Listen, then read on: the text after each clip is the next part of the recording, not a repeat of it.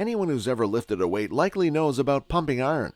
The milestone 1977 docudrama, directed by George Butler, introduced bodybuilding to the mainstream and catapulted competitors like Arnold Schwarzenegger and Lou Ferrigno into the pop culture zeitgeist.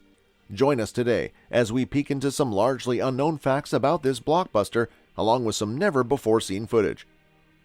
For newcomers, the movie centers on the lead-up to the 1975 Mr. Olympia show and all the behind-the-scenes drama that goes along with it.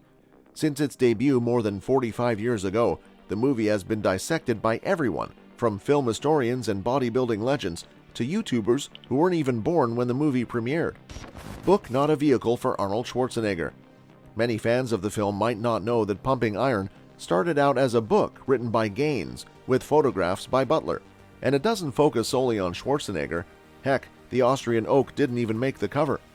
The cover of the first edition actually went to the late Ed Corney, a bodybuilder with his own niche in sport popularity. Later editions of the book featured bodybuilder Tom Platz on the cover before eventually using the familiar image of Schwarzenegger. The book debuted in 1974 and wound up as a New York Times bestseller. The whole thing reads like an amalgamation of journalistic pieces and strikes a much more contemplative tone than the movie's humorous, slightly campy approach. While the book earned great reviews, it didn't capture an audience and remains out of print as of January 2023. One most memorable bodybuilder wasn't credited. In a movie full of memorable scenes, Schwarzenegger gives pre-contest advice to a young competitor stands out from the pack. The scene takes place right in the middle of Gold's Gym as the blonde newbie bodybuilder receives criticism from the Austrian oak. The young man's name is Wes Brown, but you'd never know that, as he didn't even get a credit in the film. In the years since, however, his story has become representative of a minor cliché in bodybuilding circles: the small-town guy with the great body running off to California to become the next Arnold. In an interview with trainer Tom Purvis, Brown mentioned that he was from South Carolina. 19-year-old Brown showed remarkable development for a kid with limited equipment and time. He was obsessed with bodybuilding, and his results were notable for a young man with limited exposure to anything other than what he could glean from strength magazines. At the end of his spring semester in 1975, Brown decided to fly out to Venice, California, to chase his dreams. With a few bucks in his pocket, Brown made his way to the original location of the legendary Gold's Gym, and within a few days, literally bumbled onto the set of Pumping Iron. Back then, bodybuilding gyms were fringe establishments that sheltered a tight-knit community for lifting heavy weights. When you entered a new gym, there were always introductions to the gang. As Brown got acquainted with the denizens of the gym, he mentioned to the other bodybuilders how much he dreamed of being just like the aesthetic Schwarzenegger. Butler supposedly overheard the conversation and loved the wide-eyed energy of the country boy. The director quickly manufactured the moments we see in the film where Brown swept under Schwarzenegger's wing. Schwarzenegger didn't skip his dad's funeral. Both Schwarzenegger and Butler have long since gone on the record, revealing many moments in Pumping Iron were completely fictionalized in order to tell a more compelling story. It's why the movie is labeled a docudrama rather than a documentary. One such story involves Schwarzenegger skipping his father's funeral because he didn't want to miss out on any of his training. This scene helped create a caricature for Schwarzenegger in the movie, portraying him as an obsessive, single-minded machine, almost like a Terminator, you could say. In a later interview, Schwarzenegger himself admitted that he stole the story from a fellow competitor he previously met in France, who truly did not attend his father's funeral to prioritize his training. Regardless, Schwarzenegger's father passed away in 1972, 3 years before the filming of Pumping Iron. That said, Butler later maintained the story was true. Competitive bodybuilder role in a previous movie. The year before Pumping Iron premiered, a light romance film starring Sally Field and a young Jeff Bridges called Stay Hungry hit theaters, based on the book by, you guessed it, Charles Gaines.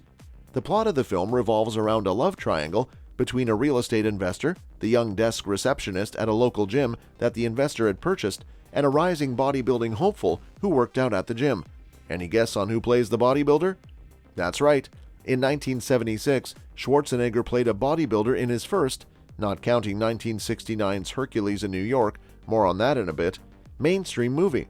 Of course, the contest in the movie is all fiction, but it presents the sport in a very authentic way for the time. Audiences saw scenes of the Oak training, preparing backstage, and posing at the show, which may have seemed foreign in a pre-Pumping Iron world. Though not a runaway financial hit, Schwarzenegger's performance earned him a Golden Globe for New Star of the Year, signaling bigger things ahead. No one stole Mike Katz's t-shirt. Another standout moment in Pumping Iron is the subplot of bodybuilder Ken Waller stealing rival Mike Katz's t-shirt in order to psych him out on the day of the competition. Butler and Schwarzenegger have long since admitted that the incident was completely fabricated too. Yes, Mike Katz did really lose his shirt temporarily, and yes, he did make an offhand and completely joking comment that Waller probably stole it, but that was it. However, when Butler watched Katz anxiously look for his shirt, an idea popped into his head. What if Waller really did steal the shirt as an act of pre-show sabotage? Butler then shot the scene where Waller supposedly hatched his plot and weaved the whole thing together to create an engrossing side story.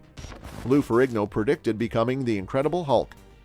Countless hours of footage filmed for Pumping Iron had to be cut to meet the movie's 90-minute runtime, but that doesn't mean the moments that were cut were duds. In fact, a few gems ultimately fell victim to the editing process during post-production. One such piece came when Lou Ferrigno apparently expressed that his goal was to become the Incredible Hulk. Many bodybuilders use the character as an analogy for their ultimate physique goal. However, Ferrigno would become his own pop culture sensation as he played the Hulk on TV for 5 years between 1977 and 1982. According to Butler, cameras caught Ferrigno talking about his goal, but the footage never saw the light of day. Getting this little outtake would be incredibly precious to fans of Ferrigno and the film Pumping Iron, but Butler only mentioned the footage in passing. It doesn't seem easily accessible to fans. Now, the timeline is tight.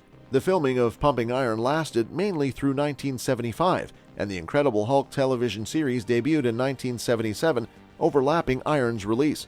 Who's to say what motivated Ferrigno's comment? Was he pitching himself? Did he already have a prospective audition? Was it purely a coincidence? In Butler's eyes, Ferrigno made a comment on film that predicted his future success.